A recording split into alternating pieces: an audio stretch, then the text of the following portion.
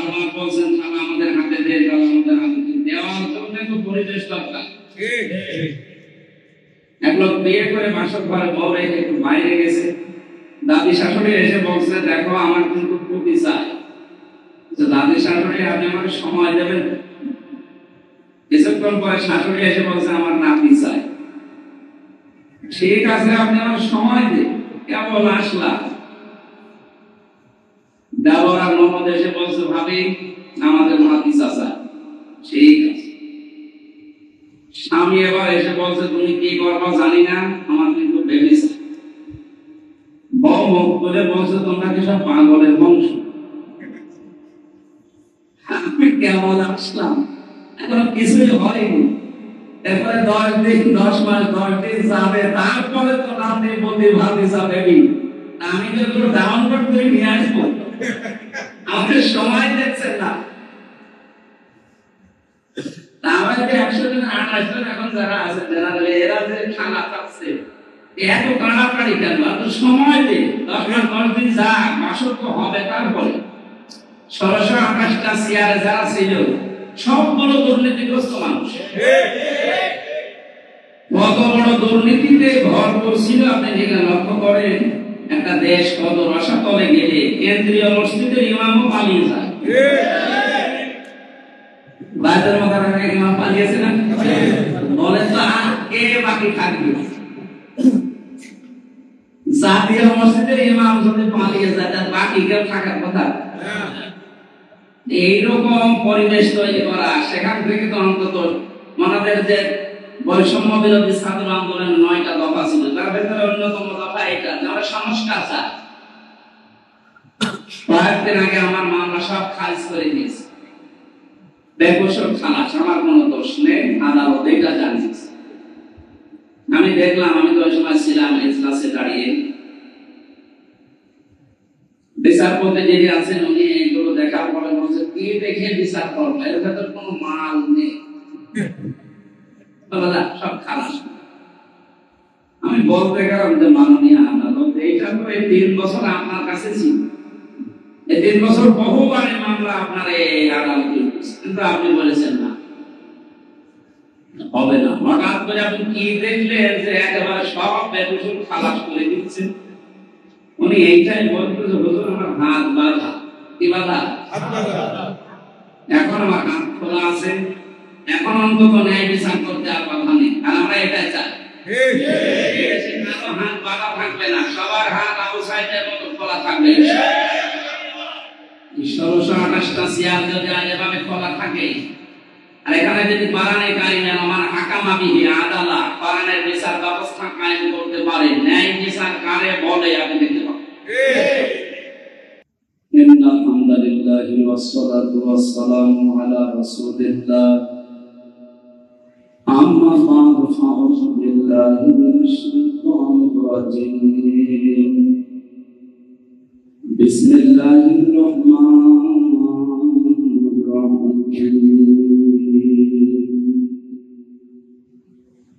لقد صدق الله رسوله الرؤيا بالحق لتدخلن المسجد الحرام إن شاء الله آمين.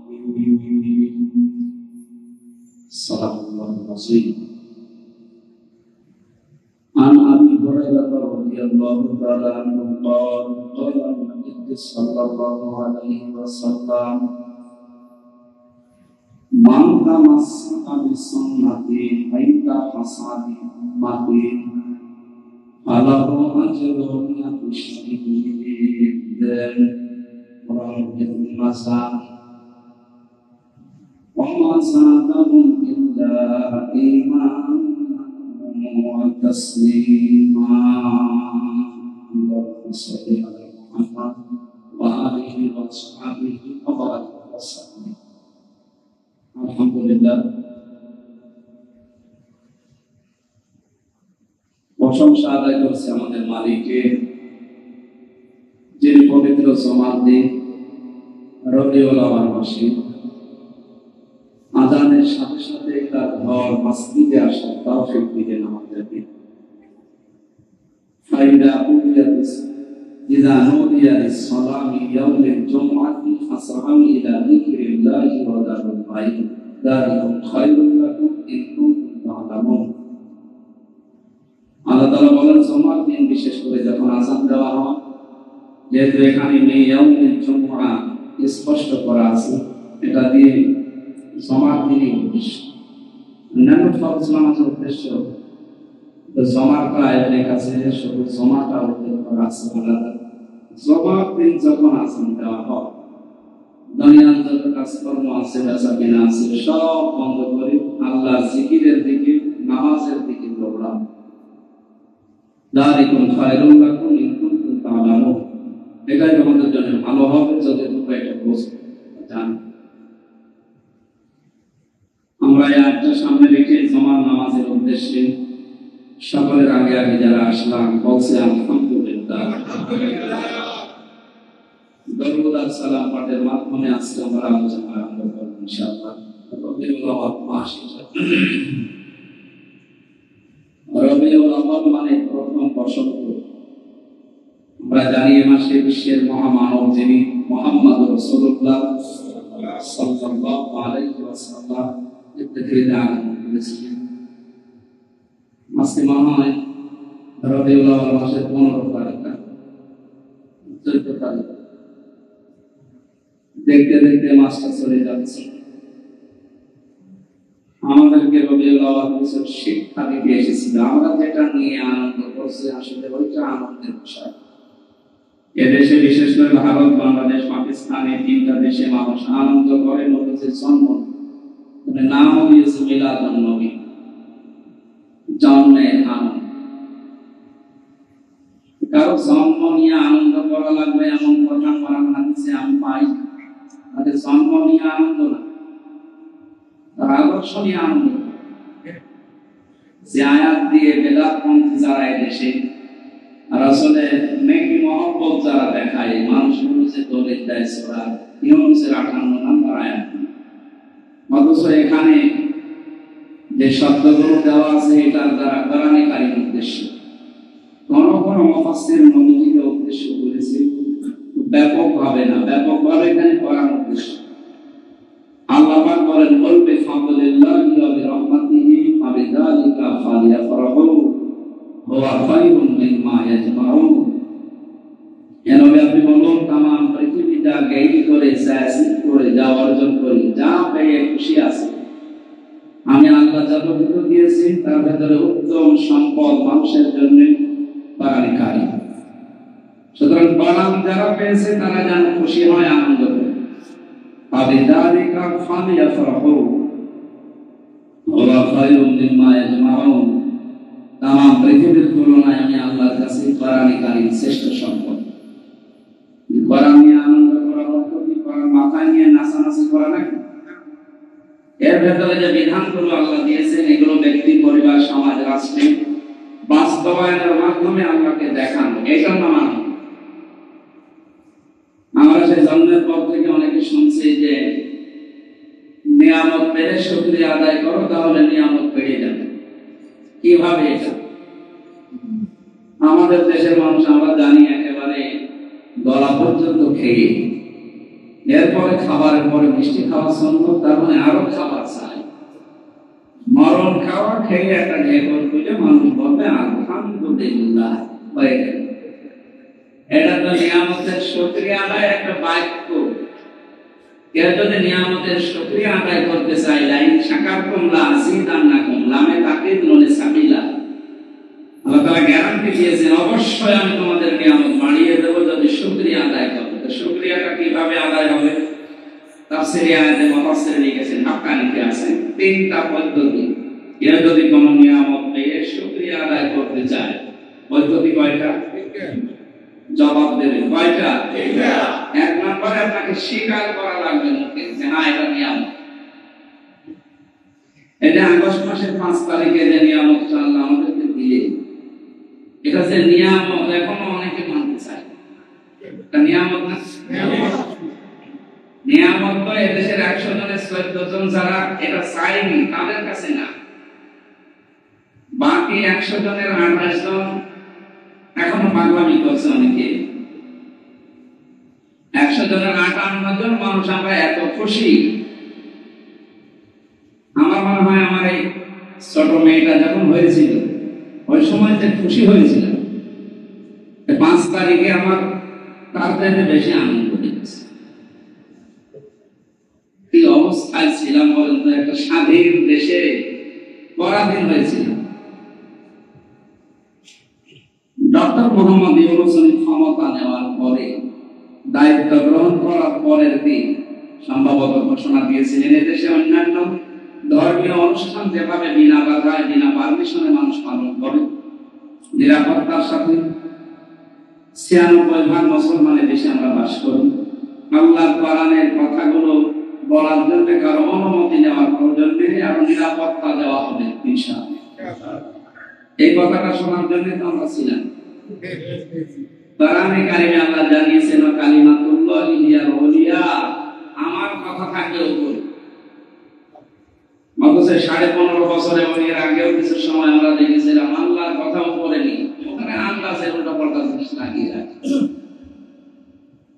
অথচ এখন ডক্টর মোহাম্মদ ইউনূসের মাথার উপরে লেখা আছে লা ইলাহা ইল্লাল্লাহু মুহাম্মাদুর রাসূলুল্লাহ। আমরা এটা চাই, কোরআন যেটা চাই আমরা এটা পেলে আমি, এটা পেলে আমরা খুশি। কোরআনের বাইরে যেটা থাকবে সে যেই হোক আমরা নারাজ। এতে গতকালকে মনে হয় রিপোর্ট একটা বেরিয়েছে, 100 জনের 14 জন যে দেশে এখনো আনন্দিত হতে পারে না এই দ্বিতীয় বিজয় দিবসে। 100 জনের 28 জন এরা খুব তাড়াহুড়া করছে, না যে যাই করে করুক আমাদেরকে তাড়াতাড়ি থালা হাতে দিয়ে। 100 জনের 58 জন যারা আছে খুশি খুব বেশি, এরা বলছে না আমরা যৌক্তিক সময় দিতে চাই, কারণ এই সমস্ত জায়গাগুলো সংস্কার না করে যদি আবার আপনি থালা হাতে নিতে চান, তো দেখা যাচ্ছে যে 15 বছর যা হয়েছে দিনের ভোট রাতে হয়ে যাবে। বৈষম্য বিরোধী ছাত্র আন্দোলনে যারা জীবন দিয়ে শহীদ হয়ে গেলেন তারা হাজারের উপরে, এখন 2700-এর উপরে হাসপাতালের বেডে কাটাচ্ছে। যারা জীবন দিয়েছে, আমি কয়েকদিন আগে শহীদ আবু সাঈদের কবরে গিয়েছিলাম, রংপুরে শহীদ মুগ্ধর কবরে গিয়েছিলাম। এই জায়গাগুলো দেখে এসে এনারা যে স্বাধীন করে আমাদেরকে দেশটা উপহার দিয়ে গেলেন, এখন এই যে কোরআনের কথা বলতে 14 জায়গায় অনুমতি নেওয়া লাগে না। এরপরে যাদের কাছে অনুমতি নেওয়া বাধ্য, এটি মানুষের ভেতরে পড়ে। আমার তো ওগুলো মানুষ মনে হয় তারা আল্লাহরও ভুল ধরে। আপনারা জানেন 3টা বছর আমি ছেলে ছিলাম, রিমান্ডে ছিলাম। সেই কয়েকদিন আমাকে যারা রিমান্ডে জেরা করবে কেন মুসলমান নামে, এই কাউন্টার টেরোরিজমের এখানে ছিল দায়িত্বে আসাদুজ্জামান। কি সুন্দর নাম দেখেছে, সামান আর বাঘ। আসাদুজ্জামান মানে কি যুগের বাঘ। এই লোকটা আল্লাহর ভুল না, এই আল্লাহর এটা ঠিক। এরপরে আরেকজন অফিসার পেয়েছিলাম, বিশ্বনন্দিত মুফাসসির কোরআন শহীদ আল্লামা দেলাওয়ার হোসেন সাইদি রহমাতুল্লাহ আলাইহি। তার সাথে এক মহিলা যুবক মেয়ের কণ্ঠ লাগিয়ে ওরা কিভাবে কি এডিটিং করে জানি, ওগুলো এসে আমার শোনাতে দেখে তোমাদের বড় হুজুর যদি এরকম চরিত্রহীন হন, ছোট হুজুর গুলো কি? ওদের দুর্বেশন ছিল অনেক ভেতরে। আমি কোনো আলেমকে ধরে মেরে ফেলতে দেরি খায়, কিন্তু তাকে জেল জরিমানা মেরে ফেলার আগে এমন এমন দোষ তার উপরে চাপিয়ে দেয় যেন পরবর্তী প্রজন্ম বোঝে যে বড় হুজুরে যদি এই হয়, ছোট হুজুর আবদ হয়ে না কর কাছে যাওয়া। এই দুর্বেশন দিয়ে তারা এগিয়ে যাচ্ছে। আল্লাহ হঠাৎ করে সেট কেটে দিয়েছে। কোরআনে কারিমে আল্লাহ জানিয়েছেন ওয়ালা ইয়াহসাবান্নাল্লাযীনা কাফারু আন্নামা নুমলিলাহুম খায়রুল লিআনফুসিহিম ইন্নামা নুমলিলাহুম লিয়াজদাদু ইসমা ওয়া লাহুম আযাবুম মুহিন। সূরা আলে ইমরানের 178 নম্বর আয়াতে আছে। আমি যতগুলো তাফসীর আয়াতের দেখেছি, মুফাসসিরিন ইকরাম লিখেছেন পৃথিবীতে যারা জালেম, যারা কাফের, আল্লাহকে অবিশ্বাস করে, উপরে উপরে হয়তো ঘোষণা দিতে পারে আল্লাহ একজন আছে, কিন্তু ভেতরে অবিশ্বাস নেই। এরকম মানুষ দেশে ছিল না? এখনো আছে। এই মানুষগুলো চেয়ার পাওয়ার পরে আর ধরাকে সরা কেন দিয়েছে? পেছনে যে কিছু আছে অবশ্য মনেই করে এরা এদের ক্ষমতাকে, এদের চেয়ারকে, এদের প্রভাব প্রতিপত্তিকে মনে করে যে এটা দয়া আমাদের, এটা আমাদের উপরে রহমত, এটা আমাদের জন্য ভালো। আল্লাহ বলেন না, এদের এই ক্ষমতা দিয়ে, এদেরকে চেয়ার দিয়ে, এদের টাকা পয়সা দিয়ে, এদের জুলুমের মাত্রাগুলো আল্লাহ এত বাড়িয়ে দেয়, ওদের পাপ একেবারে সব বুঝে যায়, সব ভুলে যায়, পরিপূর্ণ হয়ে যায়। তখন আমি আল্লাহ এদেরকে অপমানজনক শাস্তির ভেতরে ফেলে দিই। এই আয়াতটাকে এত বাস্তব, এতদিন পড়েছি, বিশ্বাস করতাম, কিন্তু এই 5 তারিখের পরে আমরা দেখতে পেলাম এর বাস্তব প্রমাণে কালাম পর্যন্ত উড়ে গেছে। একটা মানুষ সুপ্রিম কোর্টের বিচারপতি, আল্লাহ জানে এত অপমান করবে,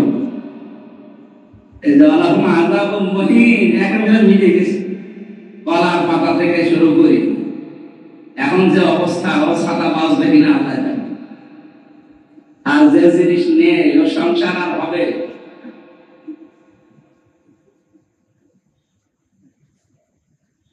যেদিন ওরা কলা পাতায় দেখেছে আর পরের দিন শুনলাম তার বৃষ্টি নেই, সেই দিন আল্লাহকে বলেছে না, এই 15.5 বছর যত অত্যাচার, জুলুম, নির্যাতন আমরা পেয়েছি, তুমি যদি আর এই পৃথিবীতে কিচ্ছু না দেখা, আমার কোনো আফসোস নেই। অন্তত এই কালা মানিককে যা দেখলাম, আমি পড়ে আছি জেলখানায়, আর ওই 116 জনের তালিকা করে আমেনদের আমার নাম আছে, অথচ আমি পড়ে আছি জেলখানায়। কত বড় শয়তান চিন্তা করেছে, পাপ পরিপূর্ণ করে ফেলেছে, আল্লাহ শেষ পর্যন্ত আর ছাড় দেয়। আমরা যে কথা বোঝাতে চাচ্ছি, নিয়ামতের শুকরিয়া আদায়ের যে মাধ্যমগুলো আমরা দেখতে পাই দেশে, এইটা নিয়ামতের শুকরিয়া আদায়ের একটা মাধ্যম। আপনাকে বলা লাগবে যে হ্যাঁ এটা নিয়ামত, আমরা যেটা সত্যি সত্যি বলতে পারছি 58% মানুষের দেশে যে হ্যাঁ এটা নিয়ামত। 28 জন যারা এখন পর্যন্ত বারবার বলছেন তারা আমাদের হাতে দিয়ে গেল, আমাদের হাতে দেওয়ার জন্য তো পরিবেশ দরকার। এক লোক বিয়ে করে বাসর ঘরে বউ রেখে একটু বাইরে গেছে, দাদি শাশুড়ি এসে বলছে দেখো আমার কিন্তু খুবই চাই। দাদি শাশুড়ি আপনি আমাকে সময় দেবেন? কিছুক্ষণ পরে শাশুড়ি এসে বলছে আমার নাতি চাই। ঠিক আছে আপনি আমার সময় দিন, কেবল আসলাম। দেবর আর ননদ এসে বলছে ভাবি আমাদের নাতি চাচা। ঠিক আছে। স্বামী এবার এসে বলছে তুমি কি করবা জানি না, আমার কিন্তু বেবি চাই। বউ মুখ করে বলছে তোমরা কি সব পাগলের বংশ? আমি কেমন আসলাম, এখন কিছুই হয়নি। এরপরে 10 দিন 10 মাস 10 দিন যাবে, তারপরে তো নাতি বলতে ভাবি যাবে। আমি তো এগুলো ডাউনলোড করে নিয়ে আসবো, আমাদের সময় দেখছেন না।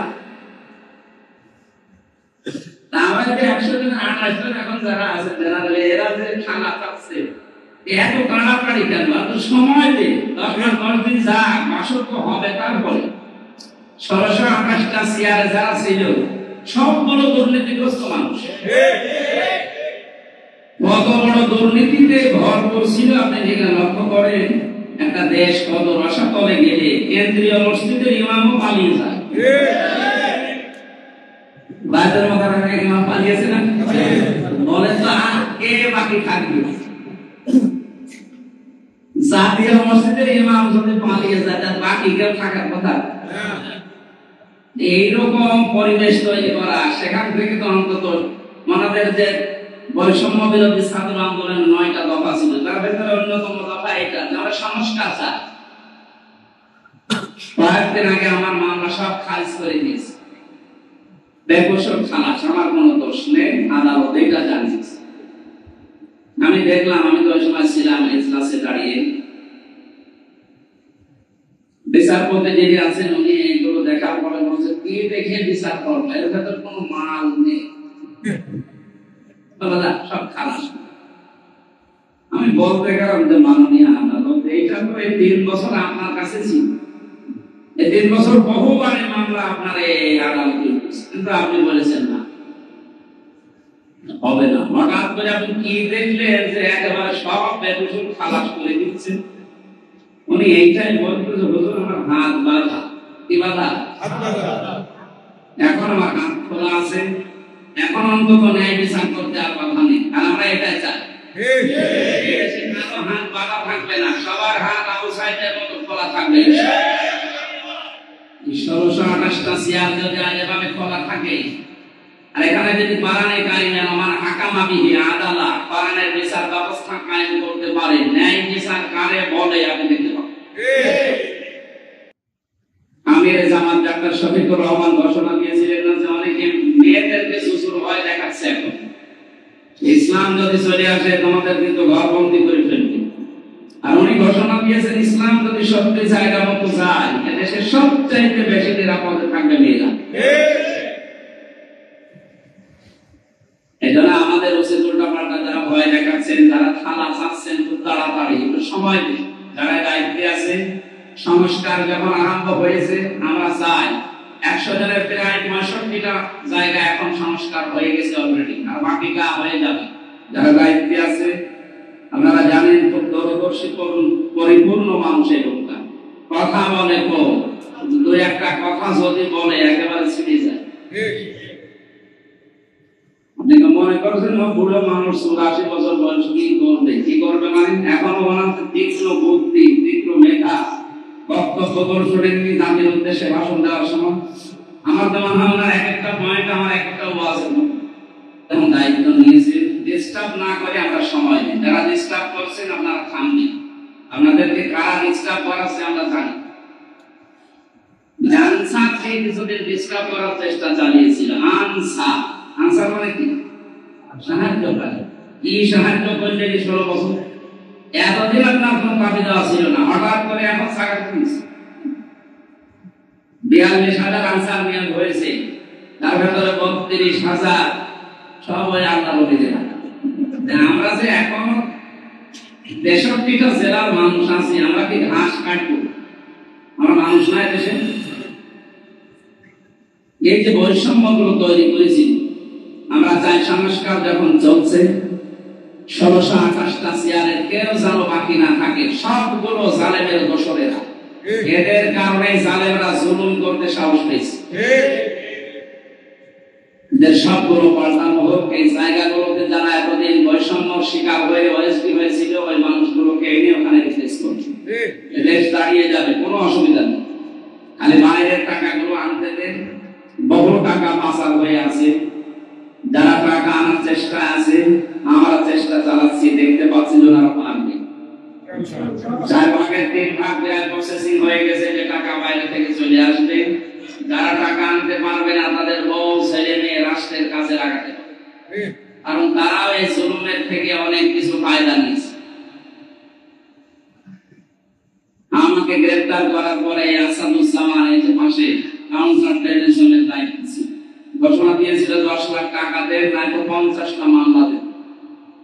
আমি প্রশ্ন করেছিলাম যে মামলা কই? আমার মানে তো নেই এদেশে। কথা মামলা আমরা বানাবো কোথায় ছিল বলেন আপনি? মামলা ওরা বানাবে নিজেরা, 50টা 50 জেলায় দেবে। মামুনুল হককে যেমন দিয়েছিল, আজকে নারায়ণগঞ্জে, কালকে কুমিল্লা, আজকে খুলনা, এদিকে চট্টগ্রাম, সারাদিন খালি দৌড়াদৌড়ি বেশি। ওনারা তো দিয়েছে 34টা, আমার বলেছিল 50টা। শেষ পর্যন্ত বাবা টাকাও দিয়েছে, 10 লাখ দিয়েছিল, 8 লাখ পর্যন্ত টাকাও দিয়েছে, আবার নতুন করে মামলাও দিয়েছে, আবার রিমান্ডেও নিয়েছে। আর অত্যাচার তো এখানে অত্যাচারের বহু জায়গা আছে। আয়না ঘর শুধু নাম শুনছি যে ব্যারিস্টার আরমান আমার আজকে লিখেছিল। হ্যাঁ, আয়না ঘর তো আছে, এটা ভয়ঙ্কর জায়গা। এখানেও আয়না ঘর আছে। কোন জায়গা যেন আর বাকি না থাকে। যারা আছে এই অপরাধ মানুষকে সব ছেড়ে দেওয়া হবে। এখানে বহু মানুষের কান্নার আওয়াজ আমি পেয়েছি মাঠের নিচে। আমার চোখ কালো কাপড় দিয়ে বেঁধে রেখে, হাত পেছনে হ্যান্ডকাপ দিয়ে বেঁধে, মাথায় দড়ি দিয়ে 11 ঘন্টা টানিয়েছে। মাটিতে আমার পা রাখতে দেয়। শেষ পর্যন্ত আমার বলেছে আকিস গ্রুপের বিরুদ্ধে, আদবিরের বিরুদ্ধে এবং জামাত ইসলামের বিরুদ্ধে কথা বলা লাগবে। যদি না বলেন ম্যাজিস্ট্রেটের কাছে যে আপনার বউ তুলে নেন। তখন আমার বাচ্চার বয়স 7-8 মাস। কোথায় পৌঁছিয়েছে ওদের চরিত্র। এখনো পর্যন্ত যদি ওই সমস্ত জালেমদের দর্শকরা দায়িত্বে থাকে, ও শেয়ার গুলো ঠিক রাখবে, যেন চায় যে এগুলো খুব তাড়াতাড়ি সংস্কার হোক। নিয়ামতের শুকরিয়া আদায়ের প্রথম মাধ্যমে আপনাকে কোন নিয়ামত পেলে বলা লাগবে যে হ্যাঁ এটা নিয়ামত, আমরা এটা করি। 5 তারিখের পর থেকে আজকের 20 তারিখ পর্যন্ত যা পেয়েছি এটা কি বলেন তো নিয়ামত। আপনার কি স্বীকার করতে অসুবিধা আছে? নিয়ামতের শুকরিয়া আদায় না করলে আল্লাহ কেড়ে নেবে। 2 নম্বরে আপনার অন্তরের ভেতরে একটা আলাদা আবেশ আসবে, আলাদা আনন্দ পাবে, যেটা আমরা পাই, জালেমরা তো পাবে না। আল্লাহ পাক বলেন ওয়ানাজ্জিলু মিনাল কুরআনি মা হুয়া শিফাউন ওয়া রাহমাতুল লিল মুমিনিন ওয়া লা ইয়াজিদু যালিমিনা ইল্লা খাসারা। সূরা বনী ইসরাঈলের 82 নম্বর আয়াতে আল্লাহ জানিয়েছেন এই কোরআন নাযিল করার ধারাবাহিকতা এমন এমন বিধান আমি দিয়েছি যেটা মুমিনদের জন্য রোগ মুক্তির কারণ হবে। আর জালেম যারা কোরআনের বিধান যদি তাদের কাছে যায় তাদের কোনো উপকার হবে না, শুধু ক্ষতি বৃদ্ধি হবে। কোরআনের নিয়ম নীতি দেখেন একটা একটা করে আস্তে আস্তে আসতেছে।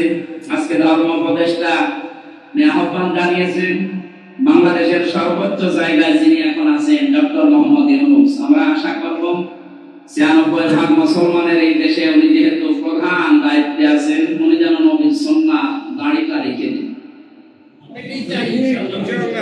এই ঘোষণা এতদিন দেওয়া কারো পক্ষে সম্ভব ছিল?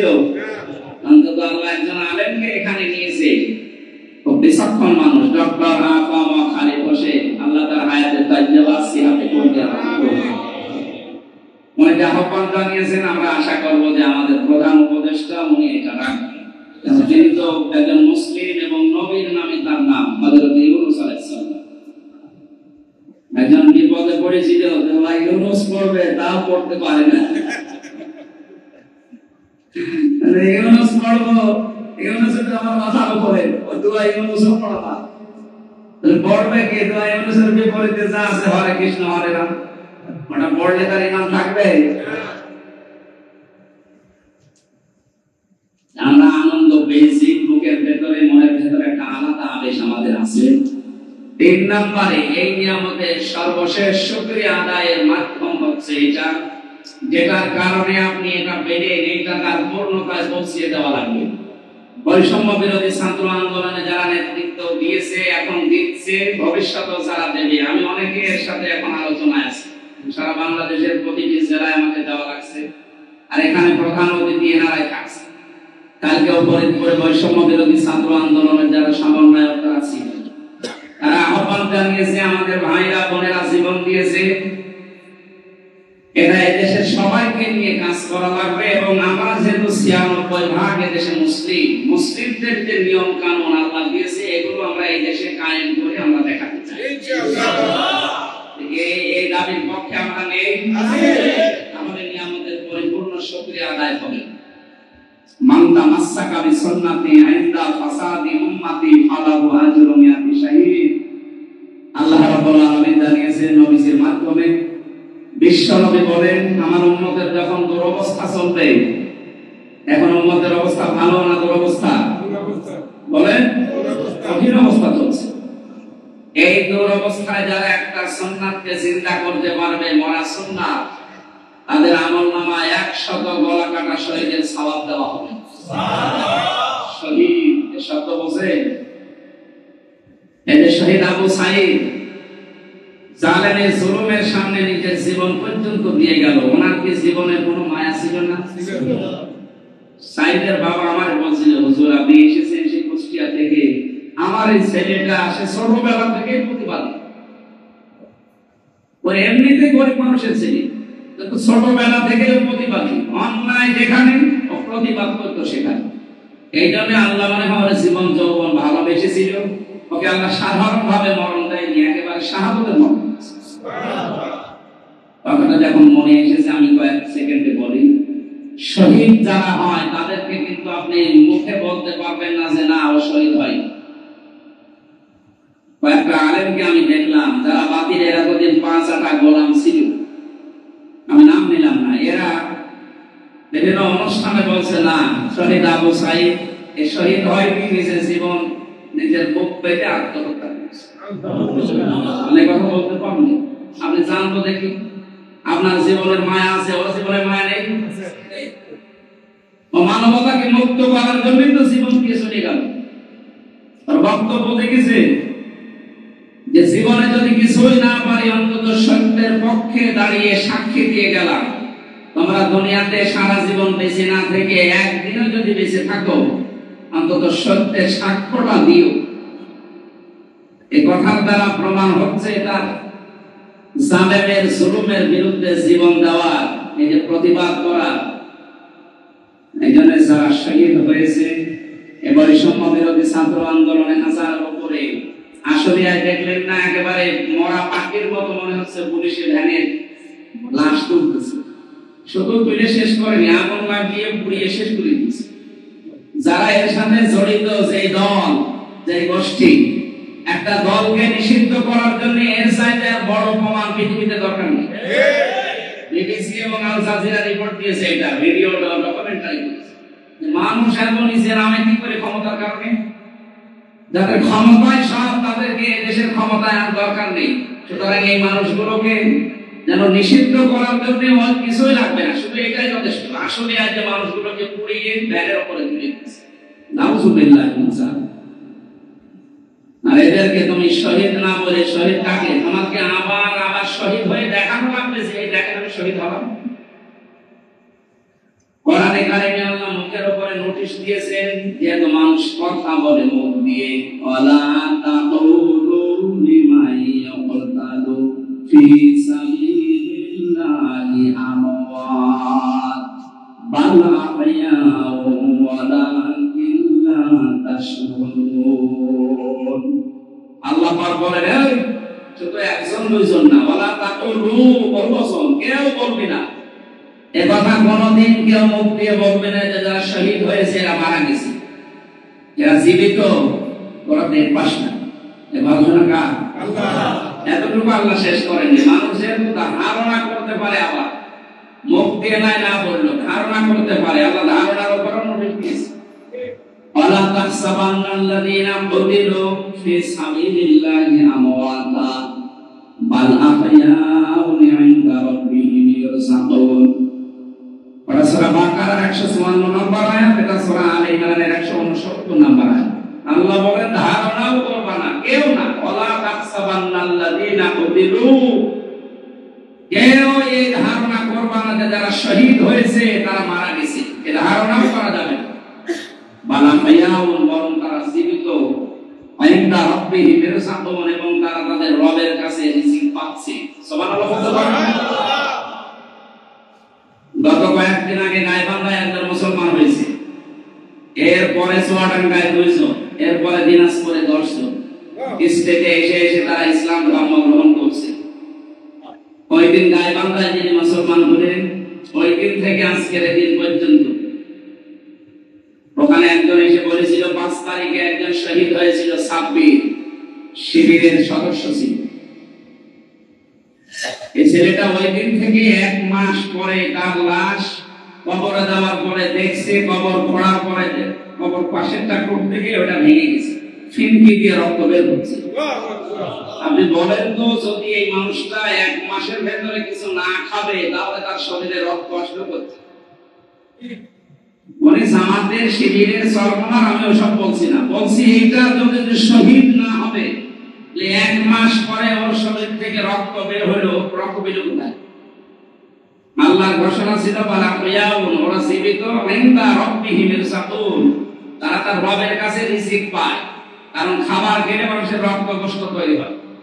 তারা বলেন না কেন? তাহলে যারা শহীদ হয়েছে এদেরকে মরে গেছে বলা যাবে না, ধারণা করা যাবে না। আমাদের এই রক্তের ঋণ যদি আমরা শোধ করতে চাই, এদেশে এখন যে মরা সুন্নাত আছে, এই সুন্নাতটা এখন চিন্তা করা দরকার। তাহলে আমরা 100 গলা কাটা এরকম আবু সাইদের মতো শহীদের সওয়াব নিয়ে কিয়ামতে উঠতে পারবো। আমার এই ছোট্ট জীবনে আমি দেখেছি এই বাংলাদেশে মরা সুন্নাত। এই যে নবীর এখন জন্মের মাস এসেছে, অনেকে নবীকে ভালোবাসা আবেগ দিয়ে সুন্নাত মনে করে তা পালন করছে, এটা মরা সুন্নাত না। নবীর জন্ম নিয়ে আনন্দ করা লাগবে, এটা মরা সুন্নাত না। টুপি মাথায় দেওয়া সুন্নাত, এটা মরা না, এটা জীবিত আছে। কেউ দেয় কেউ দেয় না। এই যে জুব্বা গায়ে দিয়েছে, এটাও মরা না, কেউ দেয় কেউ দেয় না। খাবারের পরে মিষ্টি খাওয়া, এটাও মরা না, কেউ খায় কেউ খায় না। কথা বুঝতেছেন? আমার এই ছোট্ট দৃষ্টিতে মনে হয় একটা সুন্নাত মারা গেছে এদেশে। নবীজি যে 10 বছর কোরআন দিয়ে দেশ চালিয়েছিলেন মদিনা, সেই সুন্নাত তো বাংলাদেশে এখনো জারি হয়নি।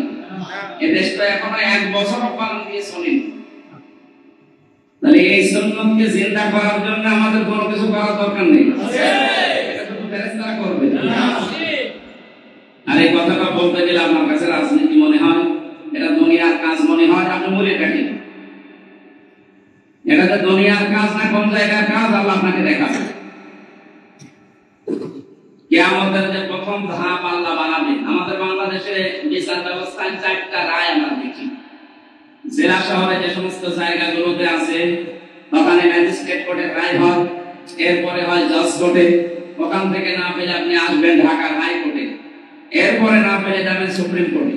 কয় প্রকার আছে? 4 প্রকার। আল্লাহ বলেন কিয়ামতে আমার যে বিচার ব্যবস্থা আমি 3 ভাগে ভাগ করব। প্রথম ধাপে মানুষকে বিচারের জন্য আমার সামনে ডাক দেব একা। কয়জন করে? একা। আকুল্লুহুম আতিহি ইয়াউমাল কিয়ামাতি ফারদা। সূরা মারিয়ামের 95 নম্বর আয়াত। কেউ থাকবে না আপনার সাথে, স্রেফ একা দাঁড়ানো লাগবে। এই আয়াত থেকে প্রমাণ হয় বাংলাদেশে যত মাজার ভক্ত মানুষ যারা মনে করে যে কিয়ামতে আমার বাবা আছে, অসুবিধা নেই। আজকে একটা ভিডিও দেখছিলাম সকালে, চট্টগ্রামের একজন মনে বলছে মুনকার নাকির যদি প্রশ্ন করে কিয়ামতের দিন আমি বলবো যে আমি ছিলাম রেসবি বাবার লোক, আমার মুসলিম। এটা এই আয়াতের সাথে পুরো সাংঘর্ষিক না? কিয়ামতে আল্লাহ আপনাকে একা ডাকবে, কোথায় রেসবি? সুতরাং এই বিশ্বাসে আছে, চট্টগ্রাম সিলেটের বিভাগের অনেক মানুষ এই বিশ্বাস নিয়ে আছে। তাদেরকে বলছে, যেটা রেকর্ড হচ্ছে তো, কারো উপরে ভরসা করে লাভ নেই। সে যত বড় বাবা হোক আর যত বড় মা হোক, কিয়ামতে আপনি স্রেফ একা উঠবেন। এবার নিজের জীবনের দিকে তাকিয়ে ভাবে যা করলে এইগুলো নিয়ে আপনি আল্লাহর সামনে দাঁড়াতে পারবেন কিনা।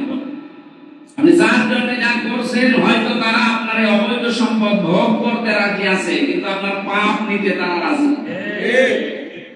এটা আমি বেশি করে ফেললাম, সব বন্ধ করে দেখেন। হয়তো স্ত্রীকে, সন্তানকে, ছেলে মেয়েকে সুখে শান্তিতে রাখার জন্য অনেকে ডান হাত বাম হাত রাখে না। বাবা শাহ সালাম সব হালাল চালিয়ে যাচ্ছে। আপনার এই টাকা অবৈধ হোক আর বৈধ হোক, এর ভাগ নিতে, এর সুখ শান্তি ভোগ করতে আপনার ছেলে মেয়ে বর আছে, কিন্তু এর যে পাপ, এর যে শাস্তি হবে, এটা নিতে আপনার ছেলে মেয়ে বউ কেউ রাজি না। সুতরাং কিয়ামতে আপনি স্রেফ দাঁড়াবেন একা একা। এই ধোঁকা থেকে আমাদের বাঁচা দরকার। এটা যে একটা ধোঁকা, আমরা মানেন তো আপনারা? আল্লাহ জানিয়েছে আমার হায়াতুদ দুনিয়া ইল্লা মাতাউল গুরুর। পৃথিবীর এই জীবনটা পুরো একটা ধোঁকা। আপনার ছেলে মেয়ে এটা ধোঁকা, আপনার স্ত্রী ধোঁকা, মা বাবা তার ধোঁকা, পৃথিবীর প্রত্যেকটা জিনিস ধোঁকা। এই ধোঁকা দিয়ে আমাদেরকে বোকা বানিয়ে দিয়েছে। সুতরাং আমরা যেন ধোঁকায় না পড়ি। যখন অসহায়ের মতো দাঁড়িয়ে থাকবে, তখন বুঝবেন যে আসলে এটা ধোঁকা। আল্লাহ প্রশ্নপত্র আগে পাঠিয়ে দিন, এরপরও যদি কোনো মানুষ ফেল করে, ওকে ছাত্র, এক ছাত্র ছোট ব্যাগ, বই, খাতা, কলম সব নিয়ে হেড স্যারের কাছে এসে বলছে, স্যার হয় ছুটি দেন, না আমি গেলাম। হেড স্যার দেখছে ও যে পজিশনে আছে, ও ছুটি দিলেও যাবে না, তাই ছুটি দেব। রোল নাম্বার কত? স্যার 82। ক্লাসে ছেলে কয়টা?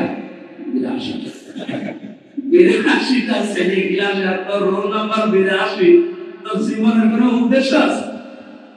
ওই শুধু আসে বাবা মার ভয়ে, আর এসে ঘোরাঘুরি করে আমার পানি। আমাদের রোল নাম্বার এখন 82 হবে নাকি? আমরা 1 2 3 এর ভেতরে থাকতে চাই। সুতরাং এই ধোঁকাগুলো আমরা তো বুঝলাম যে আমরা আগে প্রশ্নপত্র দিয়ে জানালেন যে এগুলো ধোঁকা। এদের পেছনে পড়তে যে এই হাউ আঙ্কেলের মতো কি এরকম একটা কাজ আমরা করবো? কি আঙ্কেল জানো? হাউ আঙ্কেল এই নাম দিয়েছে দেখি। এখন তো বাইরে যাওয়ার কোনো কায়দা নেই। লোকটা যদি এখন আসে কোনায় বের হবে কিন্তু বলছে নাম 3 ইঞ্চি। সারা পৃথিবীতে জানে বাংলাদেশে একটা 3 ইঞ্চি আছে। মহিলারা পর্যন্ত সিকিম করছে 3 ইঞ্চি। আল্লাহ কোথায় নাম দিয়েছে বল? এই আল্লাহ এত অপমান করার পেছনে কারণ আছে। আমার সাথে ওই ছোট হুজুরটা জেলে ছিল, প্রথম 2 মাস ছিল আমার সাথে। ওই যে রফিকুল ইসলাম মাদানী আমার বলছিল, হামজা ভাই আমার এই লোকটা লোকজন দিয়ে এই হাতে ছিল প্রায় 12:30 নিয়ে গেছে। ছোট মানুষ, বয়স আছে 27 বছর, ওই সময় এখন 30 বছর। হাওয়া করে কাঁদছিল আমার হাত ধরে। আমার এক রোডে ছিলাম, আমার বলছে নিয়ে গেল আমার হাতের ছেলে 2 দিকে রাস্তা ব্লক করে দিয়ে আমার পুরো শরীরে সব কাপড় কেটেছে, উলঙ্গ হয়ে। একটা সিগারেট আমার হাতে ধরিয়ে দিল, আর একটা কোথা থেকে অর্ধ উলঙ্গ একটা মেয়ের লোক নিয়ে এসে আমার পাশে দাঁড় করিয়ে ছবি তুলতে আরম্ভ করল। বলছে এইটা আমরা সকালে ছেড়ে দেব, যে হুজুরের চরিত্র এরকম। এত অসহায় লাগছিল নিজের কাছে যে আমি কোন অবস্থায় আছি, আর এটা যদি সকালে ছড়িয়ে যায় কি মনে করবে দলের মানুষ? এক এসআই কে ডাক দিয়ে বললাম যে ভাই আপনারা এটা করছে, এটা কি হারুন স্যার জানে? জানে না মানে উনি তো করাচ্ছে, উনি এগুলো আমাদের কেন করাচ্ছে জানে না মানে? শেষ পর্যন্ত যেহেতু আমি মসলুম অসহায় কান্না জড়িত কণ্ঠে বললাম, আল্লাহ আমার যা কিছু করলো তুমি এইরকম কিছু ওই লোকটাকে করো। আর নবীজি জানিয়েছেন ইত্তাকি দাওয়াতাল মাসলুম, মাসলুমের বরদোয়া থেকে বেঁচে থাকবা। ফাইন্নাহা লাইসা বাইনাহু ওয়া বাইনাল্লাহি হিজাব, মাসলুমের বরদোয়া আর আল্লাহর মাঝে কোনো পর্দা থাকে না, সঙ্গে সঙ্গে কবুল হয়ে যায়। এই ছোট হুজুরের দোয়া যে কবুল হয়েছে কি আর দেখানো লাগবে? না, বাস্তব প্রমাণ নেই। সম্মানিত উপস্থিতি, আমরা সেই কথা বলছিলাম মানুষের জন্য যা করছে বৈধ অবৈধ না দেখা দেখি করে কি হলো আপনার সম্পদ এখন ভোগ করতে পারছেন? এই যে দরবেশ বাবার দিকে তাকা, দাড়ি কেটে নম হয়ে গেছে। কি হলো তার এই সম্পদ? বাংলাদেশের শ্রেষ্ঠ ধনী ছিল, কি হচ্ছে এখন? তার টাকা লাগছে আর যেভাবে মানুষ পচা ডিম মারতেছে। আপনি আসেন, যত মামলা আপনার নামে আবার আদালতে ওঠে, যত মানুষের ক্ষতি করেছিলেন 36,000 কোটি টাকা তার ঋণ, এই সব তো তার বাবার টাকা। কি করলেন? এই বৈধ অবৈধ দেখলেন না, টাকা উপায় করলেন। একটা মানুষের চলতে কয় টাকা লাগে? নাহলে তো এই জন্য গরু দিয়েছে, এটা কিন্তু ধোঁকা, সাবধান থাকবা। কিয়ামতে আপনি যখন একা উঠবেন, স্রেফ কেউ থাকবে না। বলে আপনার 60, 70, 80 বছরের জীবনে যা করলেন, নিজেকে এখন মিলান করতে আপনি সত্যি আল্লাহর সামনে দাঁড়িয়ে হিসাব দিতে পারবেন না? পারবেন। আমাদের যদি বলে আল্লাহ যে হামজা করে আমি 2024 সালের আগস্ট মাসের 31 তারিখ পর্যন্ত মাফ করে দিলাম, যা তোর কোন হিসাব দেওয়া লাগবে, শুধু সেপ্টেম্বরের 1 থেকে 20 দিনের হিসাব দিয়ে তুই জানাতে চাই। আমার 20 দিনের হিসাবে এখনো কন্ট্রোল করা সম্ভব হয়নি। আপনারা পাবেন না, আপনারা 70-72 টাকা নফল নামাজ পড়েন। গত বছর ছিলাম নারায়ণগঞ্জ, কি আল্লাহর ওলি ফরজ নামাজ পড়ে কিনা আমি জানি না, তোর 70-75 টাকা লাগে ও তাহাজ্জুদ নামাজ।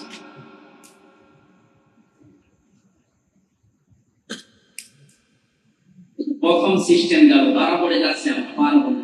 দ্বিতীয় সিস্টেমে, দ্বিতীয় ধাপে আল্লাহ এবার মানুষকে একা ডাকবে না, আল্লাহ এবার মানুষকে ডাকবে ইয়াওমানা দুউকুল্লাহু নাসিন বিইমামিহিম। সূরা বনী ইসরাঈলের 72 নম্বর আয়াতের প্রথম অংশে আছে। আল্লাহ বলেন কিয়ামতে এবার ধাপে ধাপে ডাক দেওয়া হবে মানুষকে তার ইমামের সাথে। ইমাম মানে একটা হুজুর, হ্যাঁ, ইমাম মানে নেতা। ইমাম মানে কি? নেতা। বলেন বলেন যিনি দায়িত্বে আছেন ঘোষণা অলরেডি দিয়েছেন গত কয়েকদিন আগে। এতদিন যাই করেছেন, এখন আর ইমাম মানেছেন নেতা, এটা আমরা সামনে দেখতে চাই। এখন যারা ইমাম হবে তাদের স্বপ্ন থাকা লাগবে যে আমি দেশের প্রধানমন্ত্রী হব। হযরত ইউসুফ আলাইহিস সালাম বলেছিলেন না যে আমাকে দায়িত্ব দিন, আমি এই দায়িত্বের সঠিকভাবে আঞ্জাম দিতে পারবো। এখন সেই সময় চলে এসেছে এই দেশে। এখন দায়িত্ব নেওয়া লাগবে দেশের ইমামদের, আলেমদের। সমন্বয়ক যারা আছে তারা আহ্বান জানাচ্ছে দেশ চালাতে আলেমদেরকে অবশ্যই ইনভলভ করতেই হবে, তাছাড়া দেশ দুর্নীতি মুক্ত হবে। ইমাম মানে যে নেতা, কিয়ামতের ময়দানে মসজিদের দায়িত্ব পাওয়ার জন্য 5টা গুণ আল্লাহ দিয়েছেন। উনি ঘোষণা দিয়েছেন যে মসজিদের দায়িত্ব নিতে চাই এই 5টা গুণে গুণান্বিত হওয়া লাগবে আপনাকে। আপনি ফরজ নামাজ পড়েন না আর মসজিদের সভাপতি হয়ে বসে আছেন, আপনার তো মসজিদের সভাপতি হওয়া যায় না।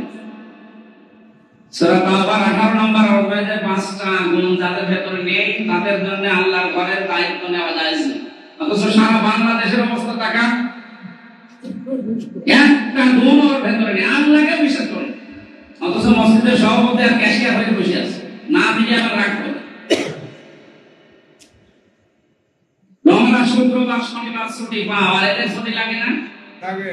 সারা বাংলাদেশে এখন এই নিয়ম করা হচ্ছে যে এদেরকে অন্তত মাসে 5 দিন ছুটি দেওয়া লাগবে। 4টা শুক্রবার আর শনিবার আমরা ছুটি পাচ্ছিলাম, অন্তত মাসে 1 দিন, তার মানে 5 দিন ছুটি দেওয়া লাগবে। ওদের পরিবার নেই, সংসার নেই,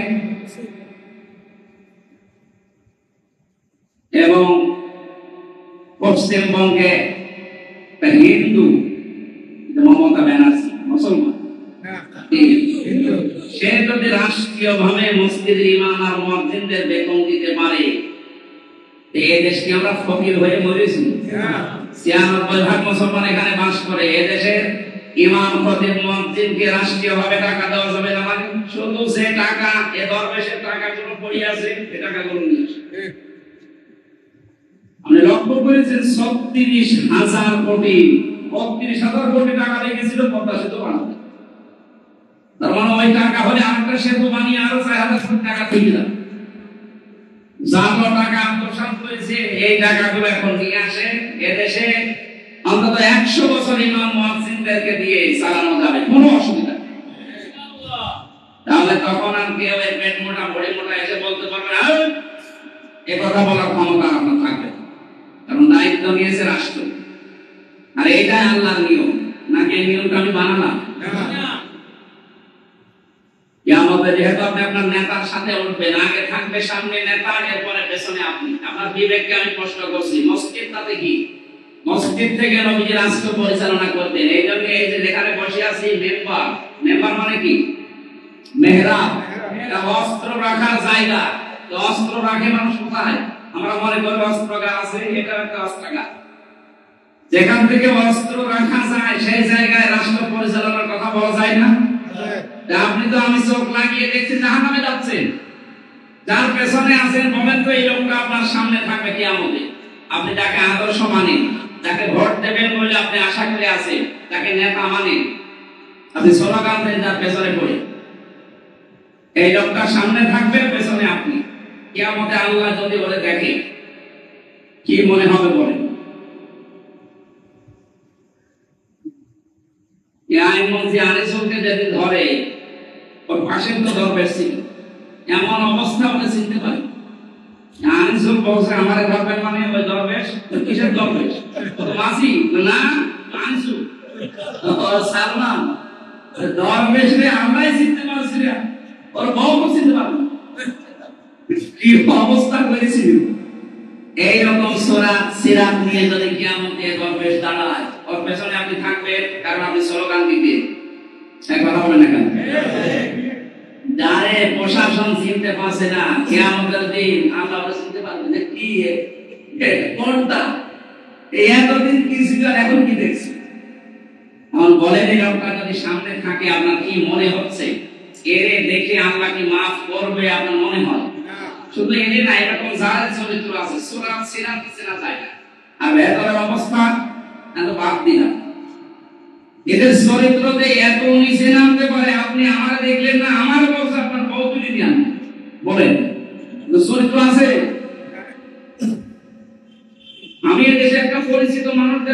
একজন নাকি? এদেশে যদি 100 জন মানুষ চেনা জানা থাকে তার ভেতরে হামজা একজন না? ও পেটের ভেতর থেকে বাচ্চারা বলে আসে না হামজা একজন। তো এইরকম মানুষেরকে যদি এই আচরণ ওরা করতে পারে ওদের চরিত্র কোথায়?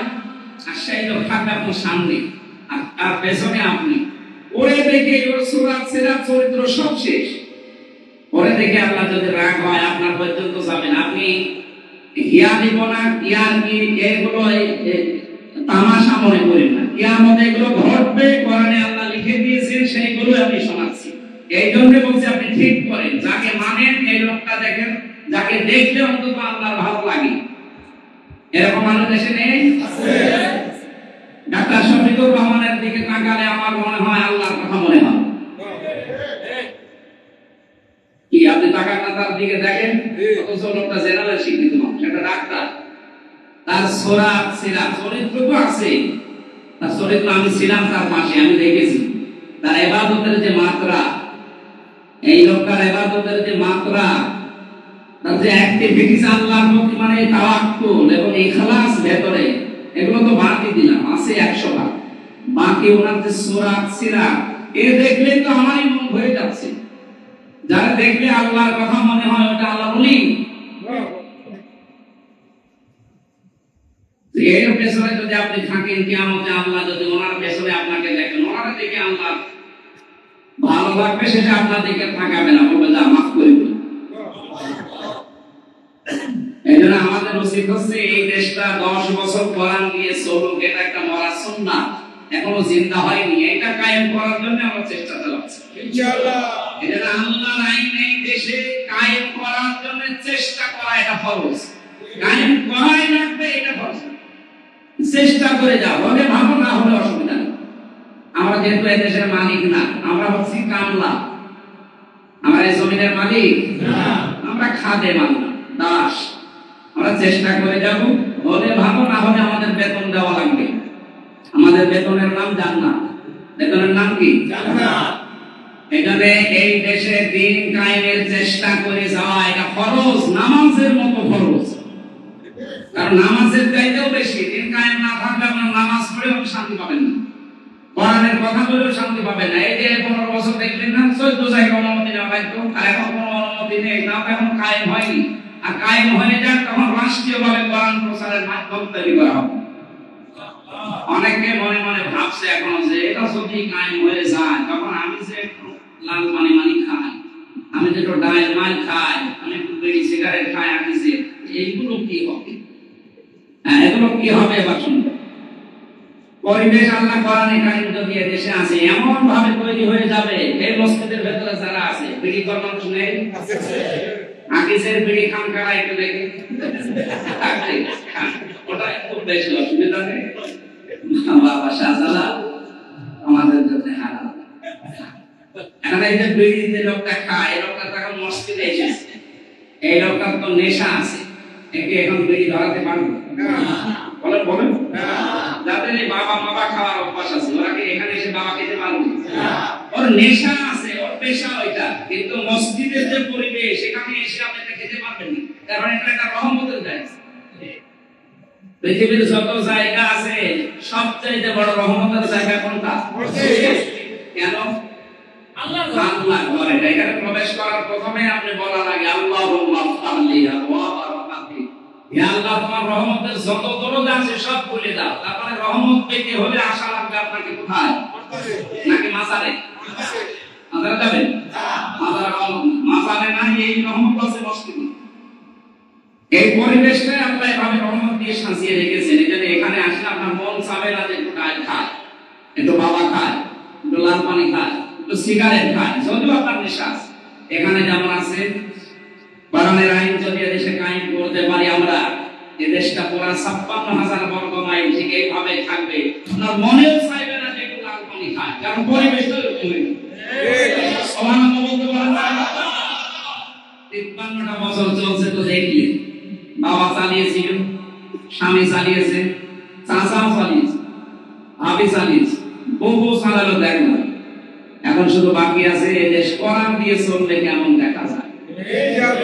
এটা যদি আপনার কাছে রাজনীতি মনে হয়, হ্যাঁ এটাই আছে, দিয়ে দেশটা চললে কেমন দেখা যায় দেখেছেন কোনদিন? দেখেন আজকের যে তেলাওয়াতকৃত আয়াত আছে সূরা ফাতিরের 27 নম্বর আয়াতের প্রথম অংশ আমরা পড়েছি। এর ভেতরে আল্লাহ এই কথাগুলো সাজিয়েছে। রাসূলকে একটা স্বপ্ন দেখিয়েছিলাম, এই স্বপ্নটা আমরা বাস্তবায়ন চাই। লা তাদখুলুন্নাল মাসজিদাল হারামা ইনশাআল্লাহু আমিনিন। আল্লাহ পাক বলেন, হে নবী, নিরাপত্তার সাথে আপনি মসজিদে হারামে প্রবেশ করবেন একেবারে আল্লাহর ইচ্ছায়, কেউ আপনাকে বাধা দেবে না। শান্তি, স্বস্তি, নিরাপত্তা নিয়ে আপনি থাকবেন। যেহেতু তামাম পৃথিবীর সব জায়গা মুমিনদের জন্য মসজিদ, ওরা জমিনটা মুমিনের জন্য কি মসজিদ। ইচ্ছা হলে আপনি সেখানে সেজদা দিয়ে নামাজ পড়তে পারবেন, কোনো অসুবিধা নেই, খালি জায়গাটা ফাঁকা রাখবেন। তাহলে ইনশাআল্লাহু আমিনিন আল্লাহ দিয়েছেন, লা তাদখুলুন্নাল মাসজিদাল হারাম। ওখানে আল্লাহ যদিও মসজিদে হারামকে উদ্দেশ্য করে জানিয়েছেন লামে তাকিদ দিয়ে, যে আপনি নিরাপত্তার সাথে প্রবেশ করবেন, কোনো রকমের ভয় ভীতি থাকবে না। এজন্য মসজিদে হারামের যে লেখা আছে না হাদিস সাহেব, যেটা নিরাপত্তার শহর, এখানে আসলে আপনি নিরাপত্তা পেয়ে যাবেন। আমার চাই 56,000 বর্গ মাইল, ওখানে যেমন নিরাপত্তা দিয়ে আল্লাহ বেষ্টনী দিয়ে রেখেছে, এখানে যা আল্লাহর বিধান কায়েম হয়, পুরা এই 56,000 বর্গ মাইল নিরাপত্তার দেশ হিসাবে পরিগণিত হয়ে যাবে, কোনো অসুবিধা থাকবে না। টেকনাফ থেকে তেতুলিয়া পর্যন্ত মেয়েরা ছেলেরা যে যা নিয়ে হেঁটে যাবে, শুধু আল্লাহর ভয় ছাড়া কারো ভয় থাকবে না। সেই পরিবেশ সামনে ইনশাআল্লাহ আসতেছে, দেখতে চাই না? এতদিন তো দেখেছি অনেকের বলি না, একটাও কার্যকারী হয়নি, কারণ মানুষের তৈরি করা নিয়ম নীতি দিতে হয়, ওটা হওয়ার জন্য আল্লাহর আইন লাগে। কোরআনে কারিমে রাসূলকে আল্লাহ যে স্বপ্ন দেখিয়েছিলেন, লাকাদ সাদাকাল্লাহু রাসূলাহু রুয়া বিল হক, হে নবী আপনাকে অবশ্যই আমি যে স্বপ্নটা দেখালাম এটার বাস্তবায়ন আমি করব। এখানে কর্তা বা ফাইল সরাসরি কে? আল্লাহ। লাকাদ শব্দ দিয়ে আল্লাহ আয়াত আরম্ভ করেছেন। সুতরাং এখন তো নবী নেই, নবী আছে? আমি শেষ করছি, খুব গুরুত্বপূর্ণ বিষয়। আল্লাহ যে বললেন রাসূলাহু বিল হক, রাসূলাহু রুয়া বিল হক, রাসূলকে আমি স্বপ্ন দেখিয়েছি, এই স্বপ্নকে আমি সত্যে বাস্তবায়ন করবই। এটা করার দায়িত্ব দুনিয়ার মানুষের না, কার? আল্লাহ। আল্লাহ নিজে দায়িত্ব নিচ্ছেন। যেহেতু রাসূল এখন নেই, আছে না? রাসূলের নায়েব আছে না? আছে। আলেম ওলামা রাসূলের নায়েব, উত্তরাধিকারী, ওয়ারিস। রাসূল স্বপ্ন দেখলে আল্লাহ যদি বাস্তবায়ন করে, তার নায়েবরা যদি স্বপ্ন দেখে, ওরা বাস্তবায়ন করবে না? ইনশাআল্লাহ। সুতরাং রাসূলের নায়েব যারা দেশের স্বপ্ন দেখেছে, এখন দেখছে, কোরআনের পাখি স্বপ্ন দেখেছিল, এই দোয়ের অর্থ পাবে না জালেমরা, ঠিক স্বপ্ন বাস্তবায়ন দেখে ইনশাআল্লাহ। এখন জালেমরা এই দোয়ের অর্থ পায়, কোথায় থাকবে না? অনেক স্বপ্ন দেখেছিল, শুধু নাড়া দেওয়া হবে, দিল্লি গিয়ে পড়বেন, ঠিক স্বপ্ন বাস্তবায়ন দেখে। ওনারা আরো একটা স্বপ্নের কথা জনগণকে জানিয়েছেন, যে জালেমদের নাকের ডগায় পথ পথ করে কালেমার পতাকা উঠবে ইনশাআল্লাহ। এই স্বপ্নটা বাস্তবায়ন হতে যাচ্ছে ইনশাআল্লাহ। কারণ নবীদের স্বপ্ন আল্লাহ যেমন বাস্তবায়ন করে দেখিয়েছে, নবীর নায়েবদের স্বপ্ন আল্লাহ দেখাবেন, আর ওই আশায় আমরা আছি। আল্লাহ যেন আমাদের আশাটা নিরাশা করে না দেয়, ধ্বংস করে না দেয়, নষ্ট করে না দেয়, ওনার কাছে আমাদের বড় আশা। কোরআনে কারিমে আল্লাহ জানিয়েছেন, এই যে সূরা মরিয়মের 2 নম্বর আয়াত কি? হে আল্লাহ, আমি তোমাকে ডেকে কোনোদিন ব্যর্থ হই, আমরা মন থেকে আশা করছি আল্লাহ চর্ম চোখে যেন দেখতে পারি যে এই দেশটা তোমার কালাম দিয়ে চলছে, এটা একটা মিনি জান্নাত হয়ে যাবে, এই আশা ব্যক্ত করি। আয়াতের পরবর্তী কথা, আমি তো এখানে নিয়মিত না, সামনে কি হবে আমি জানি না। আমি জমার নামাজ একটা আমার কথা দেওয়া আছে, মিরপুর 10-এ জোটপট্টি যে মসজিদ আছে, বাইতুল সুজুদ মসজিদ, ওখানে প্রায় 14-15 হাজার মানুষ আসে। আমাদের কাছে একটা কথা দেওয়া আছে, হয়তো মাসে ওখানে 1 দিন বা 2 দিন দেওয়া লাগবে, আর এখানে হয়তো 2 দিন। এইভাবে দেখি দায়িত্বে যিনি আছে ডক্টর মহিউদ্দিন স্যারের সাথে আমরা কথা বলবো। সারা দেশে যাওয়া লাগে, আমার শরীর পাচ্ছে না এখন, এই স্বাধীন হওয়ার পর থেকে খুব চাপে আছি, প্রতিদিন 2টা-3টা করার পরেও ভাবছে না। এতদিন তো প্রায় 24-25টা জেলায় ঢুকতে দিত না, ওই জেলাগুলো এখন ওপেন, তো ওরা এখন পাগলের মতো। এই মসজিদে অনেকে দাওয়াত দেওয়ার জন্য এসেছেন, আমার দাওয়াত আমার খালি